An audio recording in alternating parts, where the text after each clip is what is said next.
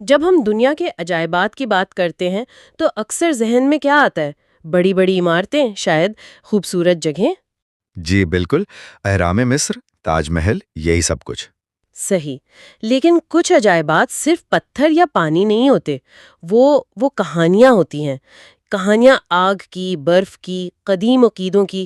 اور یہاں تک کہ خلا سے آنے والی تباہی کی۔ بالکل، تو آج ہم زمین کے کچھ ایسی ہی ناقابل یقین مقامات کا سفر کریں گے، یہ سمجھنے کے لیے کہ ان جگہوں کو کیا چیز خاص بناتی ہے۔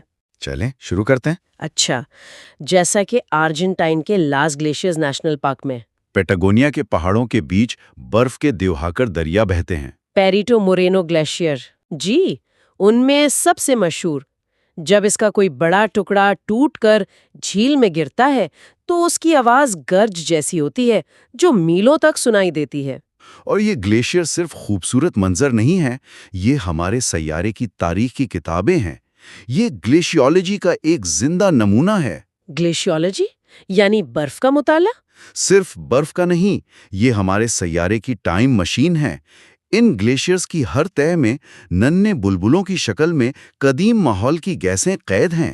اچھا، سائنسدان اس برف کی گہرائی میں ڈرلنگ کر کے ان برفانی بلبلوں کو نکالتے ہیں اور انہیں پڑھ کر ہزاروں سال پرانے موسم کا حال بتا سکتے ہیں۔ کمال ہے، یعنی یہ ہمیں بتاتے ہیں کہ ہمارا سیارہ ماضی میں کیسا تھا اور مستقبل میں کیسا ہو سکتا ہے۔ واہ، اچھا، برف کی اس قدیم کہانی سے اب ایک ایسی جگہ چلتے ہیں جہاں پانی ایک بالکل مختلف کہانی سناتا ہے۔ Iceland? جی، آئس لینڈ کی گودافوس آبشار، جس کا مطلب ہے دیوتاؤں کی آبشار۔ نام تو بہت دلچسپ ہے۔ یہ کوئی بہت اونچی آبشار نہیں، صرف 40 فٹ کے قریب، لیکن یہ تقریباً 100 فٹ چوڑی ہے اور اس کا بہاؤ ناقابل یقین حد تک طاقتور ہے۔ لیکن اس کا نام، اس کے پیچھے ضرور کوئی کہانی ہوگی۔ بالکل، کہانی کچھ یوں ہے کہ سن 1000 میں جب آئس لینڈ نے عیسائیت کو سرکاری مذہب کے طور پر قبول کیا تو ایک قانون ساز نے اپنے پرانے نورس دیوتاؤں کے بت اسی آبشار میں پھینک دیے تھے۔ جی بالکل، اور یہی چیز اسے دنیا کی ہزاروں دوسری خوبصورت آبشاروں سے الگ کرتی ہے۔ یہ صرف پانی اور پتھر کا ملاپ نہیں، تو پھر یہ کیا ہے؟ یہ ایک ثقافتی یادگار ہے۔ یہ وہ مقام ہے جہاں ایک قوم نے اجتماعی طور پر اپنا ماضی پیچھے چھوڑ کر ایک نیا مستقبل چنا۔ وہ بتوں کا پانی میں گرنا صرف ایک عمل نہیں تھا، بلکہ ایک پوری تہذیب کے بدلنے کی علامت تھی۔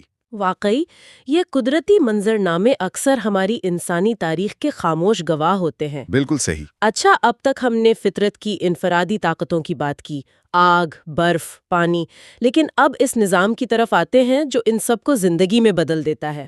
اور اس کے یہ ایمیزون کے جنگلات سے بہتر کوئی جگہ نہیں۔ جی، اس کے اعداد و شمار تو ذہن گھما دیتے ہیں۔ دنیا کا سب سے بڑا استوائی جنگل، سیارے کی 10% سے زیادہ انواع کا گھر، اور تقریباً 390 ارب درخت۔ اسے اکثر زمین کے پھیپھڑے بھی کہا جاتا ہے۔ اور یہ پھیپھڑوں والی بات بہت دلچسپ ہے، کیونکہ یہ صرف آدھا سچ ہے۔ اچھا، وہ کیسے؟ لوگ سمجھتے ہیں کہ ایمیزون کا بنیادی کام آکسیجن پیدا کرنا ہے، لیکن سائنسی طور پر اس سے بھی بڑا اور اہم کام کاربن کو جذب کرنا ہے۔ یعنی یہ ایک طرح کا عالمی کاربن بینک ہے۔ بالکل، یہ اربوں ٹن کاربن کو اپنے درختوں، پودوں اور مٹی میں قید رکھتا ہے، اسے فضا میں جانے سے روکتا ہے۔ اگر یہ جنگل ختم ہو جائے تو یہ سارا کاربن فضا میں چلا جائے گا اور موسمیاتی تبدیلی کی رفتار کو تباہ کن حد تک بڑھا دے گا۔ اچھا، تو یہ صرف ہمیں سانس لینے میں مدد نہیں دے رہا، بلکہ یہ سیارے کے تھرموسٹیٹ کو بھی کنٹرول کر رہا ہے۔ جی بالکل، یہ عالمی آب و ہوا کو منظم کرتا ہے اور بارش کے نظام کو چلاتا ہے جو پورے براعظموں پر اثر انداز ہوتا ہے۔ ایمیزون کی صحت صرف اس کے درختوں یا جانوروں کی صحت نہیں۔ یہ پورے سیارے کی صحت ہے۔ صحیح، یہ ایک زندہ، سانس لیتا ہوا نظام ہے جو ہم سب کو زندہ رکھتا ہے۔ ایمیزون یعنی سیارے پر زندگی کی سب سے بڑی تخلیق۔ اب اس کا موازنہ کرتے ہیں ایک ایسی جگہ سے جو کائناتی تباہی کی یادگار ہے۔ امریکہ کی ریاست ایریزونا کا بیرنگر میٹیو کریٹر۔ جی، تقریباً 50,000 سال پہلے خلا سے لوہے کا ایک شہاب ثاقب زمین سے ٹکرایا۔ اور اس نے زمین میں تقریباً 1 میل چوڑا اور 570 فٹ گہرا گڑھا بنا دیا۔ آج وہاں صرف خاموشی، چٹانیں اور ایک وسیع خلا ہے۔ وہ منظر کسی اور ہی سیارے کا لگتا ہے۔ اور سائنسی لحاظ سے یہ جگہ ایک خزانہ ہے۔ یہ دنیا میں شہاب ثاقب کے ٹکرانے سے بننے والے بہترین محفوظ گڑھوں میں سے ایک ہے۔ مطلب سائنسدانوں کے لیے یہ ایک لیبارٹری کی طرح ہے۔ آپ اسے ایک کائناتی جرم کا منظر کہہ سکتے ہیں، جہاں وہ ٹکراؤ کی توانائی، اس کے اثرات اور تبدیلیوں کا مطالعہ کر سکتے ہیں۔ دراصل اسی گڑھے کے مطالعے نے ہمیں یہ سمجھنے میں مدد دی کہ ڈائناسورز کو ختم کرنے والا تصادم کتنا بڑا ہو سکتا تھا۔ یہ صرف ایک گڑھا نہیں، یہ مستقبل کے خطرات سے بچاؤ کے لیے ایک اہم سبق ہے۔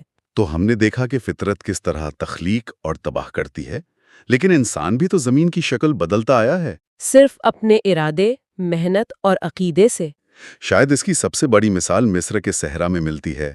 گیزا کے حرام 4,500 سال پرانے اور آج بھی ہمیں حیران کرتے ہیں۔ خوفو کا عظیم حرم تقریباً 480 فٹ اونچا ہے اور اسے 20 لاکھ سے زیادہ پتھر کے بلاک سے بنایا گیا ہے، جن میں سے ہر ایک کا وزن کئی ٹن ہے۔ یہ کیسے کیا گیا، یہ آج بھی ایک معمہ ہے نا؟ جی، اور یہ معاملہ صرف انجینئرنگ کا نہیں ہے۔ اہرام صرف انجینئرنگ کا کمال نہیں ہے، یہ قدیم مصری تہذیب کے پورے سماجی ڈھانچے کا عکس ہے۔ مطلب سوچیں، اتنے بڑے منصوبے کے لیے صرف ٹیکنالوجی نہیں، بلکہ ایک ایسی حکومت چاہیے تھی جو لاکھوں لوگوں کو منظم کر سکے اور انہیں ایک مشترکہ مقصد پر دہائیوں تک قائم رکھے۔ تو یہ پتھر سے زیادہ انسانی تنظیم اور مشترکہ عقیدے کی یادگار ہے۔ بالکل، ان کا مقصد صرف ایک بادشاہ کو دفنانا نہیں تھا، بلکہ موت اور وقت پر فتح پانے کی ایک اجتماعی کوشش تھی۔ موت پر فتح پانے کی کوشش، یہ بہت بڑا خیال ہے۔ اب ہزاروں سال آگے بڑھتے ہیں اور ایک بالکل مختلف قسم کے عزم کو دیکھتے ہیں۔ ایک ایسا عزم جو موت پر نہیں، بلکہ شاید حقیقت پر فتح پانے کی کوشش تھی۔ جرمنی کا نوئشوانسٹائن قلعہ 19ویں صدی میں باویریا کے بادشاہ لڈوگ دوم نے اسے بنوایا تھا۔ اور یہ کسی جنگ یا دفاع کے لیے نہیں تھا؟ نہیں، بالکل نہیں۔ یہ ایک خواب تھا جسے پتھر کی شکل دی گئی۔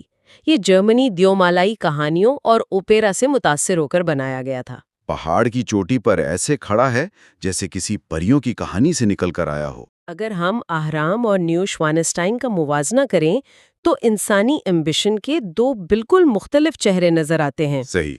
اہرام ابدیت، طاقت اور آخرت کے لیے بنائے گئے تھے، وہ ایک پوری تہذیب کا منصوبہ تھے۔ اور نیوشوانسٹائن؟ وہ ایک فرد کا ذاتی رومانوی تصور تھا، حقیقت سے فرار کی ایک کوشش۔ یہ اس بات کی علامت ہے کہ انسانی عزم صرف بقایا طاقت کے لیے نہیں ہوتا، بلکہ کبھی کبھی صرف خوبصورتی اور تخیل کو حقیقت بنانے کے لیے بھی ہوتا ہے۔ جی، یہ فن کی طاقت کی ایک یادگار ہے۔ تو ہم نے ابدیت کی یادگار بھی دیکھی اور تخیل کی بھی، لیکن ہمارا آخری پڑاؤ ایک ایسی جگہ ہے جہاں انسانی رہائش اور قدرتی خوبصورتی ایک دوسرے میں گھل مل گئے ہیں۔ یونان کا جزیرہ سینٹورینی، جی، اس کی تصویر تو سب نے دیکھی ہوگی۔ سفید عمارتیں، نیلے گنبد جو ایک قدیم آتش فلکا کے دہانے پر بنی ہے، اور نیچے گہرا نیلا سمندر ہے۔ یہاں جو بات سب سے اہم ہے وہ یہ ہے کہ سینٹورینی کی خوبصورتی اس آتش فلشانی تباہی کے باوجود نہیں، بلکہ اس کی وجہ سے ہے۔ بالکل، انسانوں نے اس مشکل اور ڈرامائی منظر نامے کو اپنی پہچان بنا لیا۔ انہوں نے آتش فشاں کی باقیات پر ایک ایسی ثقافت اور فن تعمیر کو جنم دیا جو دنیا میں کہیں اور نہیں ملتا۔ یہ لچک کی کہانی ہے۔ یہ ہمیں سکھاتا ہے کہ انسان صرف مشکل حالات میں زندہ نہیں رہتا، بالکل، بلکہ وہ ان مشکلوں کو خوبصورتی میں بدل سکتا ہے۔ سینٹورینی اس بات کا ثبوت ہے کہ انسان اور فطرت مل کر بھی کچھ شاندار تخلیق کر سکتے ہیں۔ آج کا یہ سفر واقعی حیرت انگیز رہا ہے، اہرام کی ابدیت سے لے کر سینٹورینی کی ہم آہنگی تک۔ جی، یہ جگہیں صرف دیکھنے کے لیے نہیں ہیں، یہ ہمیں کچھ سکھاتی ہیں۔ اور آخر میں یہ ایک سوال چھوڑ جاتی ہے نا؟ بالکل، ہم نے دیکھا کہ یہ عجائبات، چاہے قدرتی ہوں یا انسانی، ہماری دنیا اور ہماری کہانیوں کو کس طرح تشکیل دیتے ہیں۔ یہ سوچنے پر مجبور کرتا ہے کہ اب کیا بن رہا ہے۔ جی، اس وقت فطرت یا ہمارے ہاتھوں سے کون سے عجائبات تخلیق ہو رہے ہیں جنہیں آج سے 1000 سال بعد دنیا کے عجائبات سمجھا جائے گا؟ کیا وہ ہمارے بنائے ہوئے شہر ہوں گے، ہمارے ڈیجیٹل نیٹ ورکس؟ یا پھر وہ جنگلات ہوں گے جنہیں ہم نے تباہی سے بچایا، اور وہ ہمارے دور کے بارے میں کیا کہانیاں سنائیں گے؟